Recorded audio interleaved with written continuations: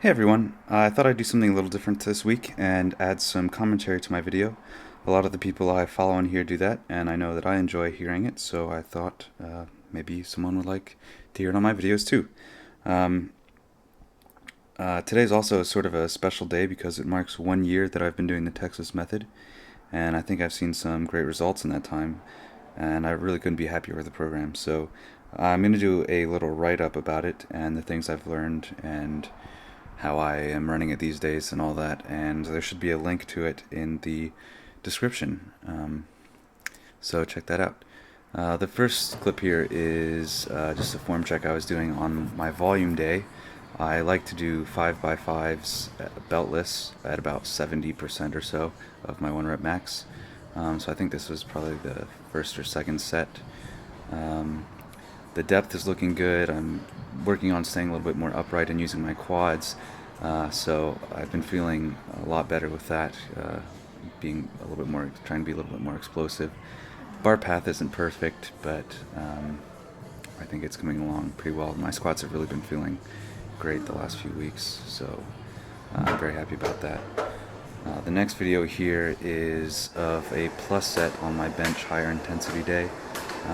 Been struggling with my bench a little bit, having some shoulder problems, I think, because I tried to do a little too much high intensity pause work and my shoulders couldn't handle it. So this was a plus set at 245 pounds, and I get 8 reps, which was actually better than I thought I'd do. So shoulder's been feeling a little bit better this week, so I'm feeling good about that and looking forward to being able to progress my bench press again. Here's my first sets of squats today. On my intensity day, I was doing 5 singles at about 95% of my 1 rep max. So this is 455 pounds. I was actually pretty worried about it. It's 15 more pounds than I've ever had on my back. But as you can see, the first one went up really quickly. It was a lot easier than I expected it would be. So I was happy about that. Depth looked good. This is the second rep, and depth was a little bit more iffy here. I'm pretty sure that I got to a legal depth, but it's a little bit closer. Of course, it's a worse angle, or at least a different angle. Came forward a little bit, but still went up pretty quick. The reps after this one started to feel more and more heavy. So this one, my depth was, I think, the most iffiest of all,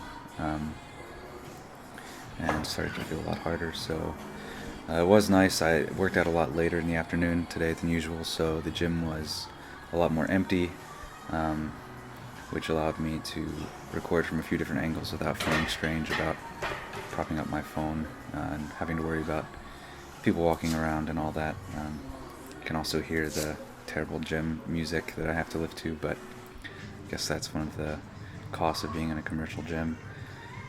This one looked better. I wasn't happy with my depth on the previous 2 reps, so I tried to take this one a little bit lower, and as you can see, it was a lot slower coming up, but still not too bad.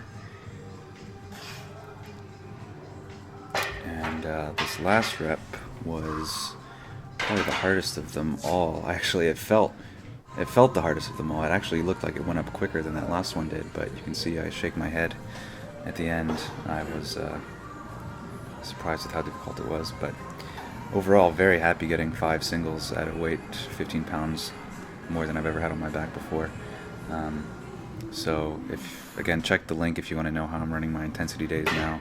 I'm basically well, I'm not going to explain it here. Look at the link if you're interested.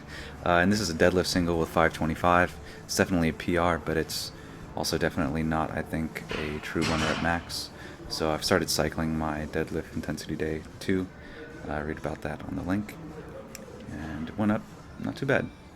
Difficult, but still pretty quick. So, alright, thanks for watching.